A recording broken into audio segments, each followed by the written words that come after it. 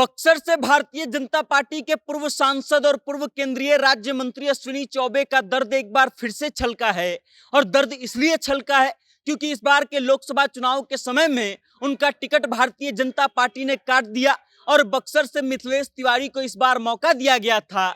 मिथिलेश तिवारी चुनाव हार गए और इसके बाद अश्विनी चौबे का दर्द अब इस तरीके से छलका है कि मिथिलेश तिवारी पर उन्होंने एक तगड़ा तंज कस दिया है। तंज ऐसा कि शायद मिथिलेश तिवारी को बुरा लग जाएगा और उसके बाद भारतीय जनता पार्टी के नेताओं में आपस में ही बहस शुरू हो जाएगी। अब पूरी कहानी क्या है, किस तरीके से अश्विनी चौबे का दर्द छलका है, उन्होंने मिथिलेश तिवारी के लिए क्या कह दिया है, इन सभी मुद्दों पर हम विस्तार से बात करेंगे। लेकिन उससे पहले आप मेरा परिचय जान लीजिए। नमस्कार, मेरा नाम वेद प्रकाश है। आप जनता जंक्शन देखना शुरू कर चुके हैं और कैमरे के पीछे हैं विशाल।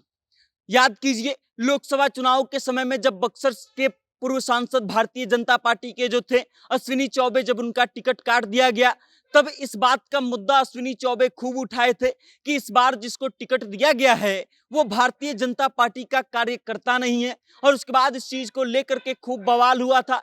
लेकिन फिर बाद में भारत के प्रधानमंत्री नरेंद्र मोदी जो है एक सभा करने, संबोधित करने बिहार आते हैं और उसके बाद अश्विनी चौबे को अपने पास बुलाकर बैठाते हैं। और उसके बाद से लगने लगा था कि भारतीय जनता पार्टी से जो अश्विनी चौबे नाराज चल रहे थे वो अब बिल्कुल ठीक हो गए हैं और उनको अब कोई शिकायत नहीं है। लेकिन चुनाव हारने के बाद अब न्याय यात्रा के दौरान जो है अश्विनी चौबे बक्सर पहुंचे हैं 3 दिवसीय यात्रा पर। और इस दौरान जो है अश्विनी चौबे का दर्द छलका है, दर्द एक बार फिर से ताजा हो गया है। और इस कारण से मिथिलेश तिवारी पर उन्होंने टीका टिप्पणी करते हुए ये कह दिया कि मिथिलेश तिवारी जो हैं वो खुद को सड़क का सांसद बताते हैं। और इस कारण से उन पर टीका टिप्पणी करते हुए अश्विनी चौबे कहते हैं कि कोई सड़क का सांसद नहीं होता है, सांसद सिर्फ एक ही होता है।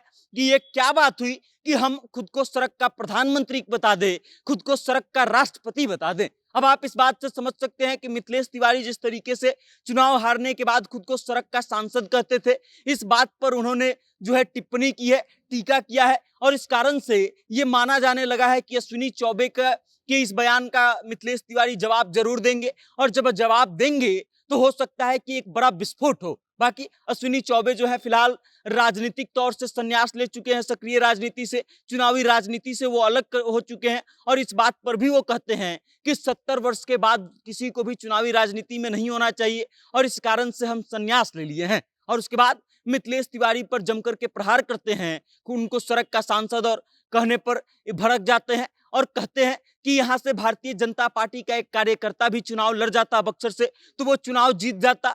लेकिन यहाँ पर चुनाव के दौरान ठीक से लड़ाई नहीं लड़ी गई है, हम चुनाव नहीं हारे हैं बल्कि हमारा घमंड चुनाव हारा है। उसके बाद अश्विनी चौबे मिथिलेश तिवारी को लेकर के तंज कसते हैं और ये कह देते हैं कि अगर हमने जितना काम किया है पिछले 10 सालों में उस काम को सही तरीके से बताया गया रहता, लोगों के पास पहुंचाया गया रहता तो ये चुनाव हम जरूर जीतते। लेकिन ऐसा नहीं किया गया और इस कारण से हम चुनाव हार गए। उसके बाद अश्विनी चौबे से जब ये सवाल किया जाता है कि लोकसभा चुनाव के दौरान अश्विनी चौबे बक्सर में क्यों नहीं आते हैं चुनाव प्रचार के लिए, तो अश्विनी चौबे इस पर भी कहते हैं कि हमको भारतीय जनता पार्टी ने जहां जहां भेजा हम वहां गए, हमको आदेश नहीं आया था कि हम बक्सर आए और इस कारण से हम बक्सर नहीं आए। अब आप इस बात को समझ लीजिए कि अश्विनी चौबे ने जिस तरीके से मिथिलेश तिवारी पर टीका टिप्पणी किया है, इस तरीके से मामला जो है बिगड़ने वाला है और भारतीय जनता पार्टी के अंदर ही दो नेताओं की लड़ाई शुरू होने वाली है। अब देखना यह दिलचस्प होगा कि मिथिलेश तिवारी आकर के इस पर क्या जवाब देते हैं और उसके बाद आगे माहौल क्या बनता है। बाकी